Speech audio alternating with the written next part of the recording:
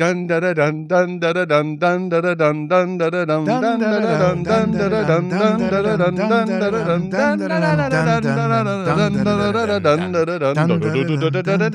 da da dun. Go a little higher, Andrew.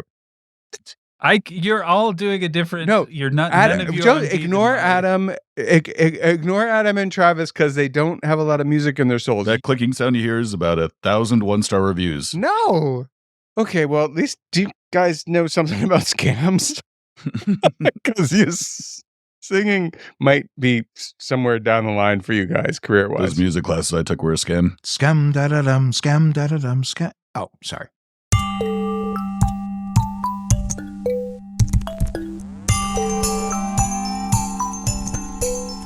Welcome to What the Hack, a show about hackers, scammers, and the people they go after. I'm Adam, cyber sentimentalist.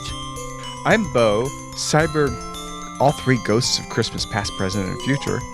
I'm Travis, cyber lump of coal. And surprise, I'm Andrew, cyber podcast producer who's usually off mic. And I'm Rudolph, cyber reindeer.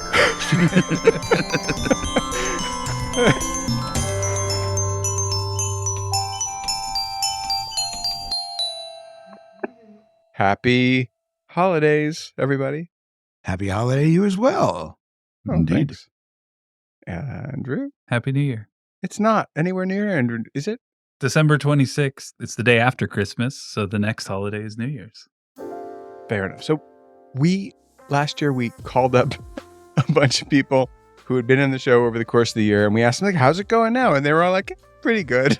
They all went, who are you and why are you bothering me? And how did you get my phone number? Did you change anything was a question we asked, and all of them were like, no, not really.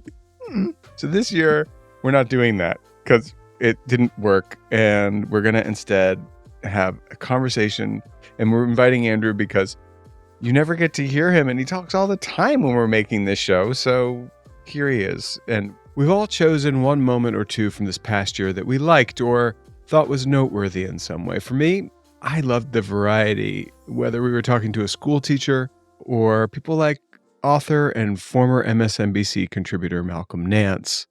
He joined the Foreign Legion to fight with Ukraine, and he came back to talk to us about what happened.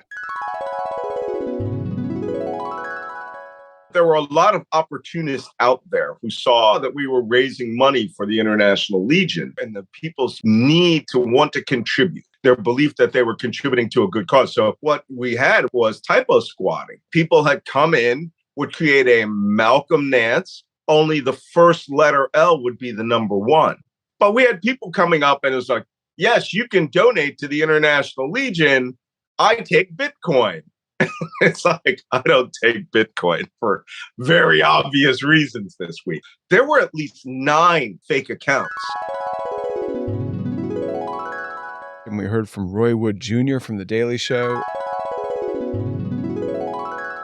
When you talk about manipulating the electorate, there's a short game and there's a long game to it. Okay, like it used to be Loch Ness Monster, but you only saw that in the weird magazine by the grocery store register. But now the Loch Ness Monster article is essentially right next to something about Biden and Kamala Harris in the same paper.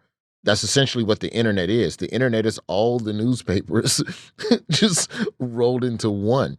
And you click Loch Ness Monster, and then it goes, cool, I know what type of shit you're into, so I'm going to feed you Bigfoot. And then I'm going to feed you Boogeyman. But it's not necessarily literally something as off in the weeds as the Loch Ness Monster. It is, they're coming to take your guns. And of course, there was Al Franken. Al Franken. Yeah, the Al Franken show is a pretty huge deal, and it was really cool just to see him perform all those voices and the like. He's a comedic genius. And, Beau, you worked on writing the script with him, right? Right after we started writing it, I drove my kid to school. It was a 9-hour drive. And by the time we got to Michigan, my ex-wife and my child, all of us were doing Bernie Sanders imitations because What we're trying to do here 100% is find the exit where we can get gasoline. And so because But it's what- all about go blue. You know what I'm saying? Go blue. Well, what was interesting when we were writing this was we sat down And Al just started doing these impersonations. And I thought, well, that's cool. He just said, oh, I can do Chuck Grassley. And he'd go, oh, and he did his Chuck Grassley. Yeah, well, thank you. And then he'd say, I can do Mitch McConnell. Isn't that kind of a conflict of interest? And I could do Sherrod Brown. Sort of. He does it better than you. I call on myself. But anyway, he just started to do the voices. And then, he'd say, well, what would Siri say, or what would be the situation? And that's kind of how it happened. But it was so organic. He just started where he was and it rolled out. It was pretty amazing to watch such a masterful comedy writer at work. And to get Lorraine Newman We also have a sale this week on diapers.com, including all sizes of Depends. and Susan Bennett. I have 3,723 items that make Senator Collins look very bad. That was really, the icing on the cake. Yeah, it was a pretty, it was a Dr. Seuss cake at that. That's for sure.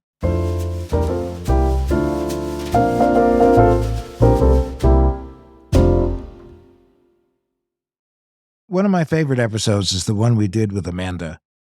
And the title was Amanda, Cyber Guy, a Catfish, and Mr. Fluffy. Now, how can you not love the title? It was a whodunit. With an added little dose of cyber stalking, yeah. And a boiled rabbit. I was kind of a little bit bored.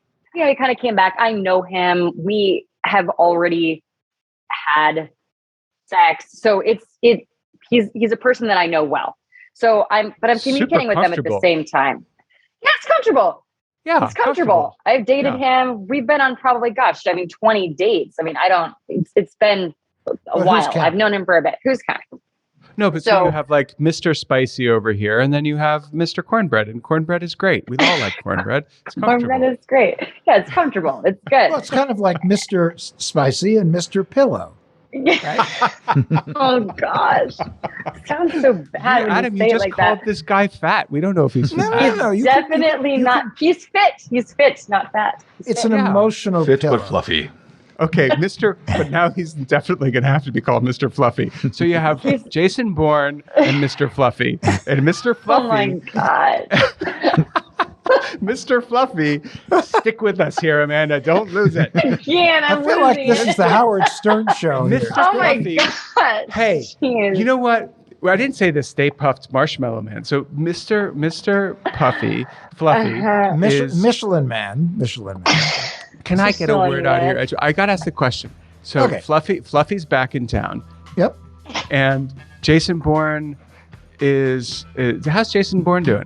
Jason Bourne, that same. So I'm now also this night. I also had gone, back on the dating app, and I was also communicating with. I call him the Italian. He was kind of involved in crypto. He's yes. So all three of these people. He's a contender. So you met him? You met him around now? This is all the same night.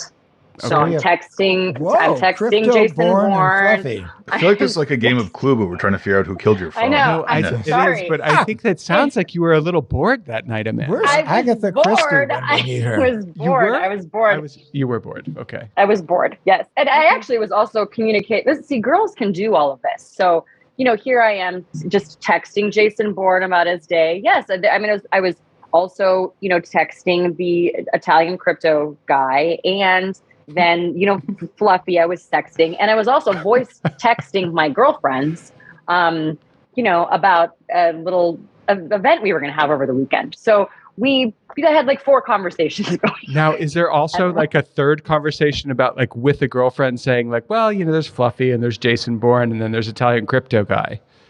Yeah, I was actually in the voice messages to each other. We were talking about guys we were dating because I've inspired them all now to go back onto the apps. Because Look, You're like Wonder Woman in the dating scene. So Wonder Woman. So we've got Fluffy. We're we've still got looking Fluffy, for Superman we've here. got Lyra Cryptaman, and we have. And then we have. Now, did we meet him on the same app, Crypto Man? Yes, same app. And he wants to talk on WhatsApp. And I say, No. I did. I know. I won't do it again. I promise. How is a man light and fluffy? Well, this guy sounded a lot nicer, or at least a lot less creepy than the catfish guy or Cryptolera. So he just sort of sounded like, yeah, just nice and fluffy, like a happy little balloon to date. True that. The whole episode made me grateful that I am not dating in an era of dating apps and meeting strange people online. Oh my gosh, 100%, Andrew. And the whole episode made me remember that unique form of PTSD that people who are cyber dating have. But I had an epiphany as a result of that episode, and I learned that swiping right meant you liked somebody. As a left-handed guy, the whole swiping left thing kind of bugs me. Sorry, buddy. Yeah, I'll live. So speaking of things that bother people, one of the things that I miss, Adam, about being in an office with you is your hysterical, and I don't mean that in a, like, ha ha ha, I mean like breaking a glass on the floor, jumping up on the table and screaming hysterical when I would eat my sardines and my olive oil and almond shot glass concoctions. Think of looking at something that is probably one of the more disgusting things that you could imagine, with a smell that was horrendous while you're trying to work to be creative. Regardless, Dan Ahdoot had my back, and I really appreciated it. Beau and I used to share an office in New York City. We are now separated by the entire country because Beau would do things like he would fry cheese, which I love cheese, but people were running screaming out of the office. Toasted cheese. He would also walk in with just a pat of butter and eat the pat of butter. Good butter. Not to mention take almonds and just, the word wasn't drizzle, the word would be drown them with oil. I mean, this all sounds, I'm Team Beau here. I feel like Team Beau and Beau. I'm into strong flavors, and I feel like Beau is as well. I'm going to tell you something now. A strong flavor. I resemble that comment. Now listen, I will tell you one thing that Travis, you need to shut up right now, and I mean that in a nice way, because I'm trying not to. Poor Travis hasn't said anything. Oh, yep. But he said something. He did. Travis, what did you say about anchovies and pizza? They're an abomination. Okay. They should be illegal. Okay. Now I'm going to tell you that I'm going to take you one of these days to a place called Best Pizza in Brooklyn. And Best Pizza makes a grandma slice that is the most vibrant thing on earth. And the reason, I asked him, is he puts a tiny little bit of anchovies in the sauce before he right, and it makes it bright as can be, and you'd never know it was in there. Never.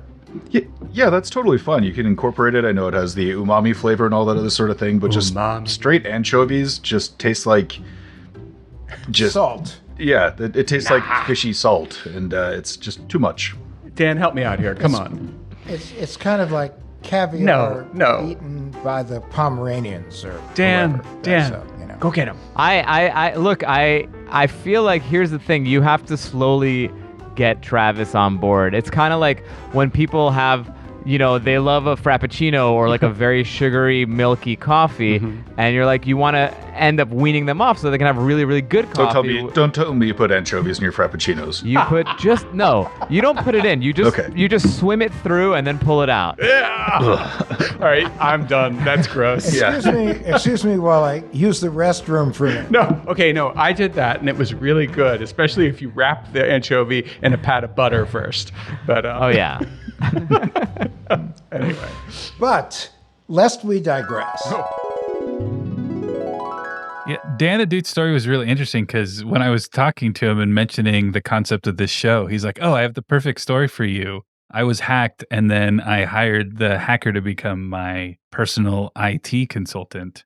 And he was also a fan of my acting work. And actually, not only was his hacker a fan, but my kids also lost their mind when they heard that Dan Ahdoot was on the show because they were fans. They all knew him from his Nickelodeon days. I mean, we've heard so many stories of you, Beau, trying to befriend your would-be scammers. And this is, I think, the first case I've heard of a scammer then realizing, oh, the person I'm talking to is actually someone I'm a fan of. Now I want to befriend them.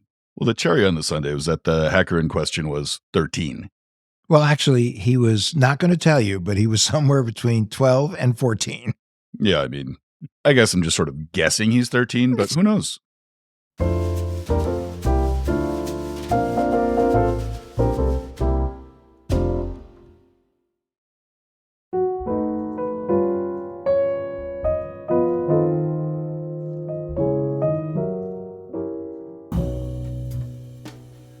Well, I did like the Ahdoot story. I thought that was a great one, but I think one of the other guests who I really appreciated having come on, even just from the standpoint of being informative, I really enjoyed having Deviant Ollam on the show. Some of the ways that he was able to explain these concepts, I thought he did a really great job of being accessible to a layperson, but also explaining some things that were pretty advanced and sophisticated. Yeah, I've heard you use the Swiss cheese analogy multiple times since having them on the show. Yeah, and just an interesting guy with the lockpicking and all that, too. It was just a really fascinating chat we had with him. You know, what scares you? When people finish with this episode, what would you recommend they do immediately? Like, do not pass go, do not collect $200, do this immediately. Connect with networks of other people and friends and colleagues. We talk about humans as a weak surface in security, but frankly, humans are the best surface in the defense in the world. What scares me is nothing to do with the security industry. It's to do with the cold indifference of the universe and the systems in which we live. There's a talk I have coming out in just a couple weeks. I'll be at SaintCon in Utah. Maybe it's already happened by the time this goes to air, but the talk is called Lawyer, Passport, Locksmith, Gun. And it has to do with if you're desperately in need of any one of those things because there's a problem in your life, that's not when you should be looking for one of those things and trying to figure it out then when you're in a moment of crisis. Having a good team of people around you, having people that you already know and trust who you can turn to during an incident, that is far more valuable than any widget or tool or procedure. Yeah. There is no cavalry coming. We are the ones who protect us. We look out for us. We keep us safe. Having people around you that you rely on and can give you good advice when you're in a moment of crisis or threat. So you, the panicky animal with your brain half distracted, are not trying to make all the critical decisions then. That's brilliant. And you know, it's true. I live in a small town where I happen to know a lot of the trades people who work different things. And for instance, today I just called up my neighbor and was like, hey, you know a good well guy? And he goes, oh, I used to be a well guy. I'm going to come over and look at it for you. You know, at the end of the day, when we're in like the Walking Dead mode, it's just your neighbors who are going to be doing all the everyday things. Yeah. And you have a collective of people who know how to do stuff. Yeah. Different stuff. And together you can make stuff happen. And it's great you mentioned a well guy, plumbing. Like you have a plumbing problem at 2 p.m. on a Tuesday, you take out the yellow pages. But Murphy is going to have the law that comes into effect, and your plumbing problem is going to be at 10:30 at night on a Saturday, and then you're in a crisis, and then whoever answers the phone first, even if they're the worst at the job, is your guy overcharging you, ripping you off. They might be who comes and helps because you didn't have a well guy. Unless you happen to have Tony Vizzo. Hey, Tony, the plumber, who's a friend of yours, and you have his cell phone number. And you can be like, Tony, and he goes, what? I need you. Come. Here we have Bob, the electrician in Nashville. Yeah, and that is the thing, Adam, is like we have, as everyone who listens to this show knows, we have Travis. That's right. Yep. But it is about being a communitarian, and I love that. I can't wait to hear that talk. Is it going to be on YouTube? Or? I'm pretty sure. I believe SaintCon records everything, so I'm sure it'll wind up there. There's some heavy stuff in that talk, but I think it'll be good. Thank you so much. I mean, we appreciate the knowledge you shared with us, your good sense of humor, and the fact that you were willing to come on and actually spend time with us. Of course. Thank you for having me. Thank you for having me so very much. I'm going to go home and change all my locks. Yeah. Don't bother, man. Sawzall through the side of your doors got you in. So, what else do you have? Andrew, what about you? What did you like this year? Well, I've learned so much just from working on this show, so I really appreciate that. And one of the things I found super interesting is when both times we had Andrew Gold on the podcast. It was great to hear a journalist's perspective on sort of tricking people, social engineering, getting behind the information. And I thought it really exposed how we as both consumers and users can be weary of potential hacks and scams. I think some people who have fallen for things, they don't want to admit it sometimes, and that's no good because they should admit it so we all learn about the scam, and they don't want to admit it because they feel like it will show that they were stupid, And there's so much evidence to suggest that it doesn't prove that you're stupid. And there's a great book, another guy I had on my podcast called David Robson. He wrote a book called The Intelligence Trap, and it was all about how often it's the smartest people who fall for things the easiest. And a great example was the Sherlock Holmes writer Arthur Conan Doyle, who was supposed to be outrageously intelligent and the master of deduction and critical thinking, obviously, to create a character like Sherlock. And he's known for having had a very strong belief in fairies because of a prank that some teenage girls pulled where they put up pictures of these fake fairies that they pinned to a board. And because the pins went through their stomachs of the photos or whatever, these things, Arthur Conan Doyle believed that was evidence that they had belly buttons and that fairies could give birth and they were born, and that actually it caused his fallout with Houdini, who was obviously a skeptic as a magician, and he was very, very skeptical. They fell out over that and Arthur Conan Doyle's belief in Ouija boards as well, and he tried to convince Houdini that Houdini's mother was trying to contact him from beyond the grave, and it led to this great falling out. But obviously Arthur Conan Doyle was a supremely intelligent, or was interesting person, so anybody can fall for stuff, particularly intelligent people.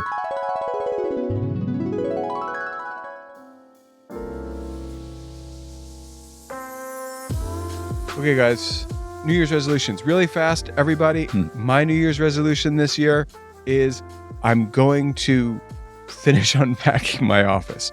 Travis? Be more cynical and have a deeper voice. Okay. That's two resolutions. I really don't know if that's... Andrew. I'm going to continue my search of all those old user accounts that I signed up when I was 13 and 14 and trying to delete that information off of the internet. Gold star. Oh, that's a good one. Adam. My New Year's resolution is to learn even more about Beau by hacking into his different accounts. You already do that, so how is that any different from last year? Okay, my resolution for this year coming up is to get out of the office, get outside, breathe the fresh air, and get more inspiration. Happy 2023, motherfuckers. Whee! And thanks for listening.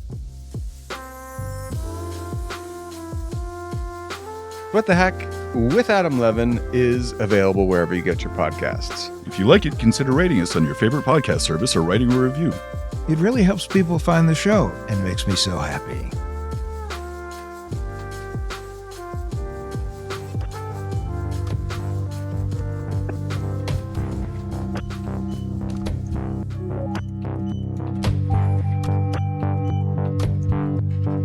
What the Heck with Adam Levin is a production of Loud Tree Media. It's produced by Andrew Stephen. You can find us online at adamlevin.com and on Instagram, Twitter, and Facebook at Adam K. Levin.